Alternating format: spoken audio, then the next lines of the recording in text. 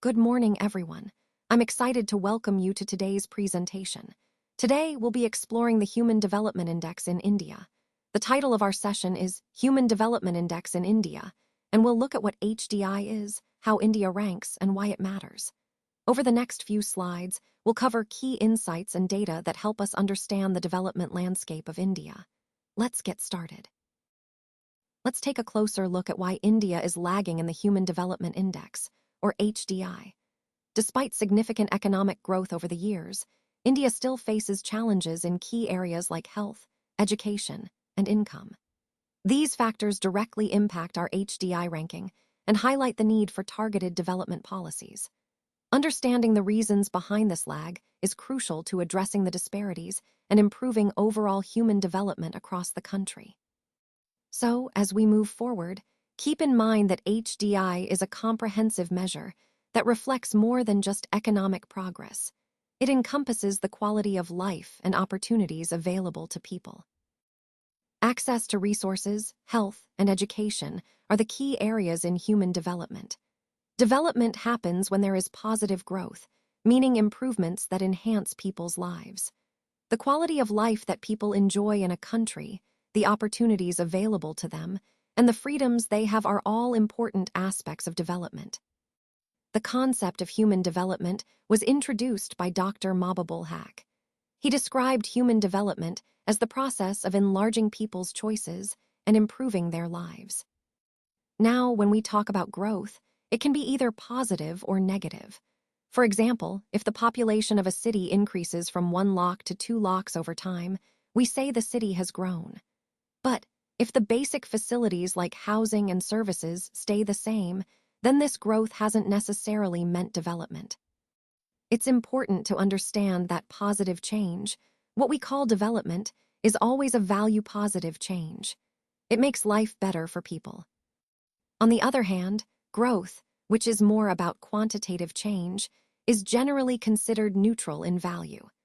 Both growth and development refer to changes over time, but development always involves a qualitative, meaningful improvement. Let's take a moment to understand the key concepts that support human development. First, we have empowerment, which is about giving people the power to make their own choices. This is crucial because when individuals are empowered, they can determine their own paths and improve their lives. Next, productivity refers to human labor productivity, meaning how effectively people can work and contribute to society. It's about making the most of human effort. Then, sustainability is about ensuring that opportunities are available continuously over time. So development isn't just a one-time thing, but something that endures. Finally, equity focuses on providing equal access to opportunities for everyone. It's about fairness and making sure no one is left behind. Just like a building relies on pillars for support, human development is built on these 4 pillars: equity, sustainability, productivity, and empowerment. Together, they form the foundation that allows societies to grow, thrive, and truly develop. These concepts are interconnected and essential for creating a balanced and inclusive approach to development. So let's talk about what the Human Development Index, or HDI, actually is. Essentially, it's a combined measure that looks at 3 key areas: life expectancy, education, and per capita income. These factors are combined into a single statistic that helps us understand a country's overall development. The HDI is used to rank countries into 4 different tiers of human development, giving us a clear picture of where each nation stands. It's not just about economic wealth. It also reflects social well-being and quality of life. This index serves as a useful tool to gauge a country's achievements across social and economic dimensions. It helps us see how well a country is doing in providing health, education, and economic opportunities for its people. In the context of our presentation, understanding the HDI is crucial because it provides a comprehensive view of development beyond just income or economic growth alone. It highlights the importance of a balanced approach to improving living standards worldwide. Let's take a closer look at the key figures behind the Human Development Index. First, we have Amartya Sen, a renowned Indian economist whose work on capabilities and development has been hugely influential. Then there's Mahbubul Haq, a Pakistani economist who devised and launched the HDI in 1990.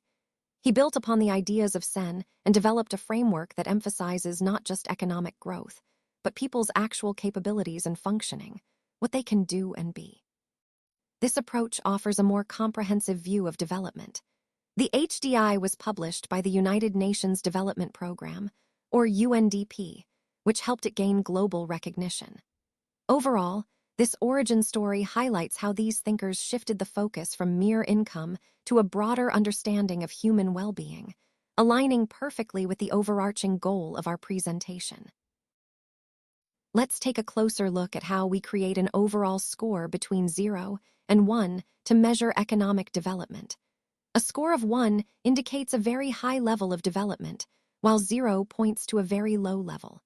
This score helps us compare different countries or regions effectively. Now, the Human Development Index, or HDI, focuses on 3 key factors that reflect a nation's development. The first is education, which tells us about access to and quality of learning opportunities. The second is income levels, giving us a sense of economic well-being and living standards. And third is life expectancy, which acts as a crucial indicator of health and longevity within a population.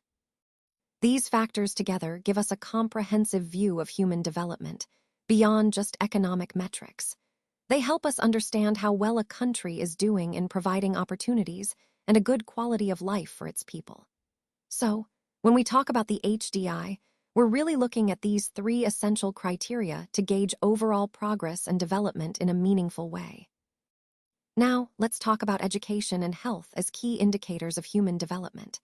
When we look at education, 2 important measures come into play: the adult literacy rate and the gross enrollment ratio. These numbers tell us a lot about how accessible knowledge is in a country. The adult literacy rate shows us how many adults can read and write, while the gross enrollment ratio indicates how many children are enrolled in school. Together, they give us a sense of how easy or difficult it is for people to gain access to education. Additionally, access to resources is measured through purchasing power, typically in US dollars, which reflects the economic ability to obtain education and other essentials.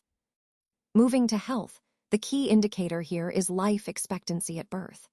A higher life expectancy suggests that people are living longer and healthier lives, which is a crucial aspect of overall human development. When we combine these health and education indicators, we get a more comprehensive picture of a country's development. This brings us to the Human Development Index, or HDI. It ranks countries based on their performance across these vital areas: health, education, and access to resources. By looking at the HDI, we can compare how well different countries are doing in providing opportunities for their citizens to live healthy, educated, and prosperous lives. This holistic approach helps us understand not just economic wealth, but the quality of life and potential for growth in each country. Let's walk through how we calculate India's HDI. First, we have the Life Expectancy Index, which is 0.679. This measures how long people are expected to live on average. Next, the Education Index is 0.495, reflecting access to and quality of education. Lastly, the Income Index is 0.599, representing the standard of living based on income levels. To find the HDI, we multiply these 3 indices together: life expectancy, education, and income. Specifically, we take the cube root of their product. So we calculate 0.679 times 0.495 times 0.599, and then take the 1/3 power of that result. Doing this gives us an HDI of approximately 0.586. This process highlights how the HDI combines these key aspects: health, education, and income, to give us a comprehensive measure of human development.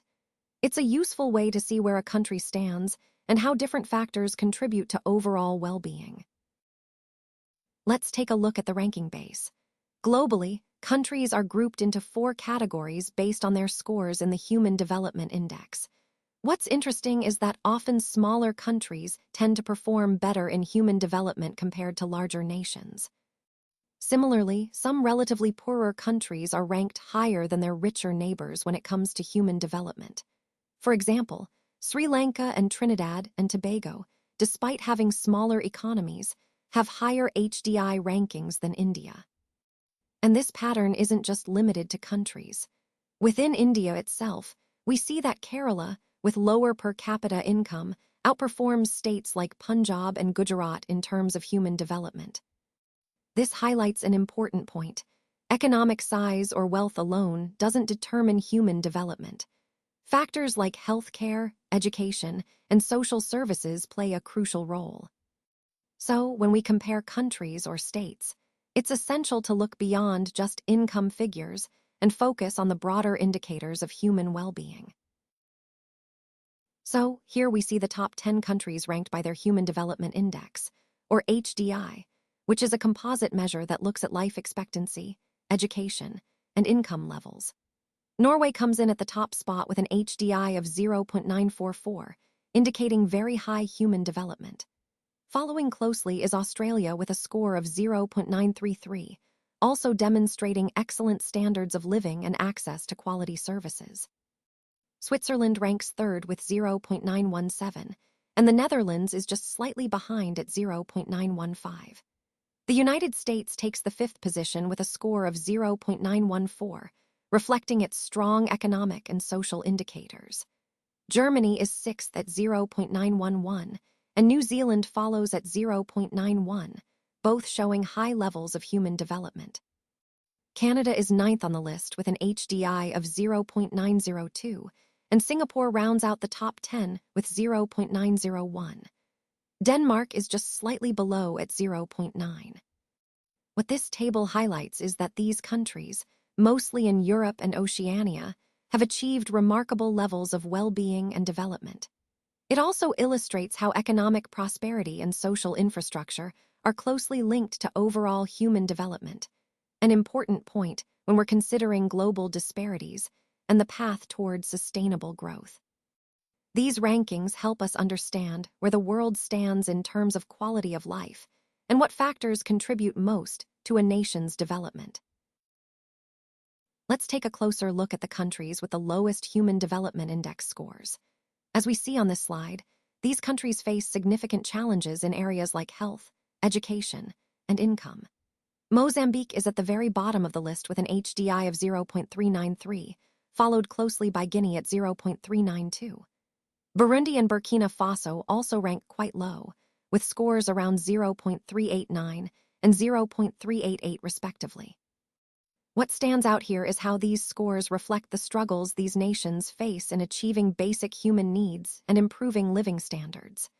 Eritrea, Sierra Leone, Chad, and the Central African Republic follow, with scores below 0.4, indicating very low levels of human development. Congo and Niger are also in this group, with scores just above 0.33. These numbers highlight the urgent need for targeted development efforts in these regions. Overall, this slide underscores the stark disparities in human development around the world and reminds us of the ongoing challenges in lifting the most vulnerable populations out of poverty. It's a powerful illustration of where international support and policy interventions can make the greatest difference. Let's take a closer look at India's human development indicators. The GNI per capita at PPP is $53.50, which ranks it at 127th place globally. This figure gives us a sense of the average income level adjusted for purchasing power, helping us compare living standards across countries. Moving on to the education index, India scores 0.473, placing it at 65th rank. When we break down the education data further, the mean years of schooling are around 25.1 years overall. If we look at the breakdown by gender, females have an average of approximately 65.73 years of schooling, while males are slightly lower at 62.8 years.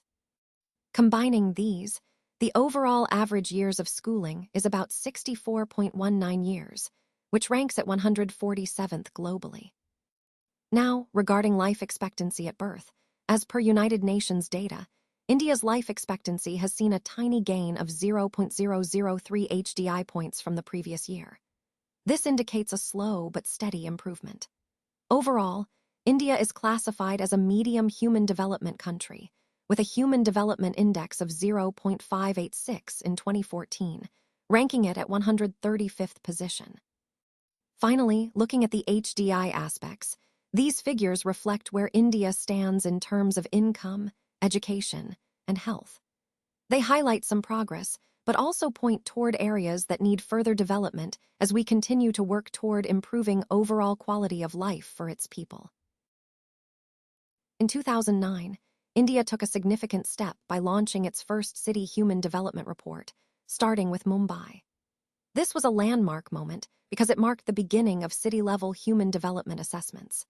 Moving back a bit, the Human Development Program in India officially started during the 8th Five-Year Plan, which spanned from 1992 to 1997, with Madhya Pradesh being the first state to undertake this initiative. Interestingly, Madhya Pradesh also published the world's first state human development report in 1995. This involved calculating the Human Development Index for the entire state, as well as for all its districts. The state government took the lead in this effort, making Madhya Pradesh a pioneer in this area. Since then, so far, 21 states have prepared their own HDRs, highlighting the widespread adoption of this approach across India. Furthermore, state governments are actively working on district-level HDRs. So far, 80 districts are involved, with 23 reports already released. What makes India's efforts unique is that we are not just producing a national report.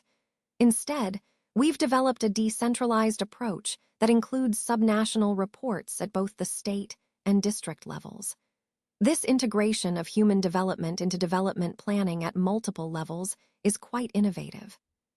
In fact, India has produced more HDRs than the total number of global HDRs, which shows how committed we are to understanding and improving human development locally.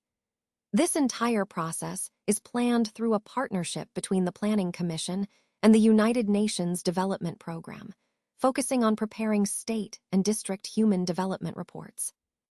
All of these efforts reflect our commitment to making human development a central part of our national, state, and local development agendas, ensuring that progress is inclusive and comprehensive across all levels of governance. Now, let's take a closer look at the trends in India's Human Development Index, or HDI. As we see here, the HDI has shown significant progress over the years, reflecting improvements in health, education, and income levels across the country. These trends are crucial because they give us a snapshot of how India is advancing in human development. It's important to note that while the overall HDI has increased, the pace and extent of progress can vary from state to state. This variation highlights the need for targeted policies to address regional disparities. Understanding these trends helps us see where India is heading and emphasizes the importance of sustained efforts to enhance human development across all states. Let's take a closer look at life expectancy across different states. As we can see, Kerala leads with an average life expectancy of 74 years, which is quite impressive. This often reflects better healthcare, nutrition, and living conditions. Punjab follows with around 69.4 years, while Maharashtra has a life expectancy of about 67.2 years. However, there's a significant gap when we look at some other states like Jharkhand, Chhattisgarh, and Madhya Pradesh, where the average life expectancy is around 58 years. This stark difference highlights disparities that can be tied to factors such as access to healthcare, socioeconomic status, and education. Understanding these variations is crucial because they tie back to the larger themes we're exploring: health, development, and resource allocation. Improving life expectancy in the less developed states remains a key challenge for overall national progress. Now, let's take a closer look at Kerala, which stands out as the highest HDI state. Its Human Development Index is 0.764, which indicates a very good level of overall development. The literacy rate here is impressive at 93.91%, reflecting a strong emphasis on education and knowledge. Life expectancy in Kerala is around 74 years, showing that people tend to live long, healthy lives. Interestingly, Kerala has the highest sex ratio among the states, with 1084 females for every 1,000 males. This points to better gender balance and social equality. Additionally, Kerala is recognized as the least corrupted state, which is a significant achievement in promoting good governance and transparency. It's also known as the cleanest and healthiest state, thanks to its focus on sanitation, healthcare, and environmental sustainability. All these factors together highlight Kerala's remarkable progress, aligning perfectly with our theme of balanced and sustainable development across regions. The HDI, or Human Development Index, provides an overall measure of a country's economic development. It helps us make rough comparisons of economic welfare across nations, offering more insight than just looking at GDP statistics alone. It gives us a clearer picture of which areas need improvement to boost overall development. When we rely on statistics like the HDI, decision-making becomes more effective, especially in countries where disparities are wide. Importantly, the HDI shifts our focus towards social and human development aspects, rather than just capital accumulation and economic growth. This broader perspective allows us to understand development in a more holistic way, emphasizing quality of life and well-being. When we look at knowledge, it's important to understand that the statistics we see only reflect what children learn at school. They don't account for what's learned at home within the family. So, if families play a bigger role in education, these knowledge stats might not tell the full story or could even be misleading. Similarly, when we talk about longevity or life expectancy, we need to recognize its limitations. It's an average measure for a whole country, but it doesn't tell us how healthy or active people's lives actually were. Plus, not everyone in a country has equal access to good health care, which can cause significant variations in life expectancy across different communities or regions. This variation is seen clearly within countries too. For example, in places like China and Kenya, the Human Development Index scores can differ greatly depending on the region, like North China being poorer than Southeast China. Economic welfare, which we often measure through indicators like GNI, also has its limitations. It doesn't show how governments actually spend their income. Some countries might have high GNI, but allocate more funds to the military than to healthcare or education, which can tell a different story about their priorities and the well-being of their citizens. So, while HDI and related measures are useful, it's crucial to remember these limitations and understand that they don't capture every aspect of development or quality of life. This simply means that material progress should never come at the expense of happiness. Instead, GNH encourages us to think beyond just economic growth and consider the spiritual, non-material, and qualitative aspects of development. Bhutan is unique in that it's the only country in the world to officially adopt gross national happiness as the key measure of progress. This means that when they pursue development, they do so cautiously, carefully weighing the potential impact on the environment, culture, and spiritual life of the Bhutanese people. It's a holistic approach that truly emphasizes balance and well-being over mere material gains. Let's take a closer look at some of the key reasons why India is lagging behind in HDI. First, a significant portion of the population, around 158.4 million people, live in slums. This indicates the extent of urban poverty and the challenges in providing basic services. When we consider health, the statistics are quite concerning. 42% of children under 5 are underweight, and 59% are stunted. These figures highlight serious issues with nutrition and early childhood development.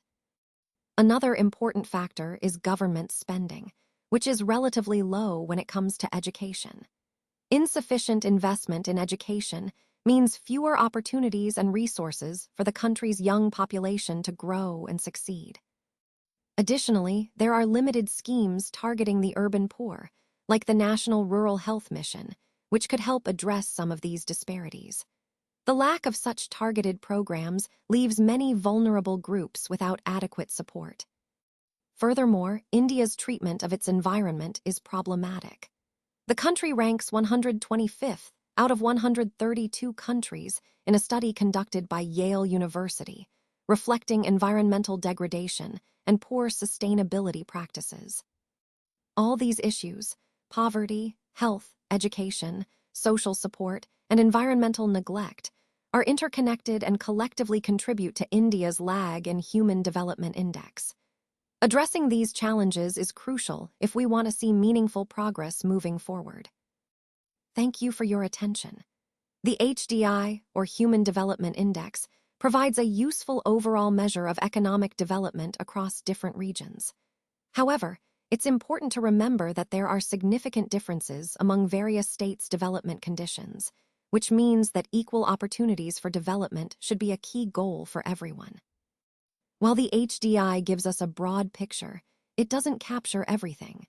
For example, it doesn't include important factors like infrastructure or certain economic aspects that also impact quality of life and growth.